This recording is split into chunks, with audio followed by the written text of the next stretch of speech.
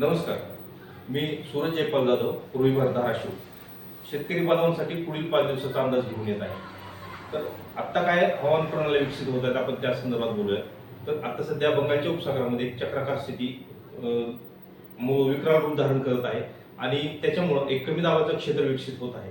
जेव्हा बंगालच्या उपसागरामध्ये हे कमी दाबाचं क्षेत्र विकसित होईल त्या दिवशी म्हणजे 25 सप्टेंबर रोजी ते खूप मोठ्या ताकदीने कमी दाबाच्या क्षेत्राची तीव्रता अधिक असल्यामुळे ते खूप वेगाने जमिनीवर येईल आणि विशाखापट्टणम मार्गे जेव्हा ते विशाखापट्टणम आंध्र प्रदेश तेलंगणा मार्गे जेव्हा महाराष्ट्रात दाखल होईल तेव्हा त्याची तीव्रता खूप अधिक असेल.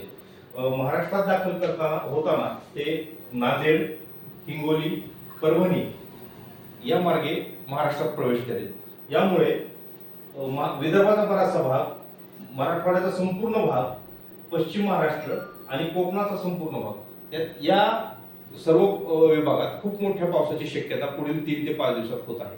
तर 26 तारखेला जेव्हा ते जमिनीवर येईल तेव्हा 26 तारखेला दुपारनंतर विदर्भात खूप मोठ्या पावसाची सुरुवात होईल. तसेच नांदेड आणि लातूरचा काही भाग या विभागांना देखील पावसाचा 26 तारखेपासून पाऊस सुरुवात होत आहे. जसं जसं आपण पुढे येऊ, 26ला संध्याकाळी मराठवाड्यातला बराच भाग वापेल. 27ला हा पश्चिम महाराष्ट्र आणि कोकणचा काही भाग. तर पुढं जेव्हा आपण ते हा कमी दाब 28 तारखेला